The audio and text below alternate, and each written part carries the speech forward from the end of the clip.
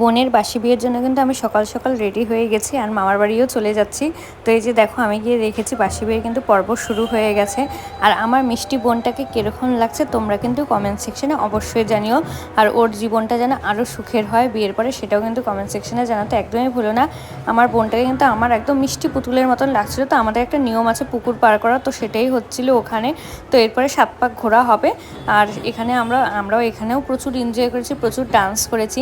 যেহেতু আমাদের বাড়ি থেকে এটা বিয়ের শেষ রিচুয়ালস, এরপরে আমাদের বোন চলে যাবে শ্বশুর বাড়ি। আর আজকের দিনটা কিন্তু প্রত্যেকটা মেয়ের জীবনে খুবই দুঃখের, কারণ যেখানে এত ছোটোবেলার থেকে বড় হয়ে অন্য একটা বাড়িতে যাওয়ার দিন, তো সেটা খুব মানে কষ্টেরই। তো আমরা ওকে খুব আনন্দে রাখার বা হাসি খুশি রাখারই চেষ্টা করছিলাম, কিন্তু লাস্টের সময় আমার বোন খুবই ইমোশনাল হয়ে যায়।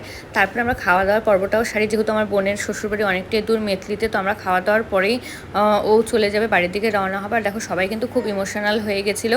তোমাদের কীরকম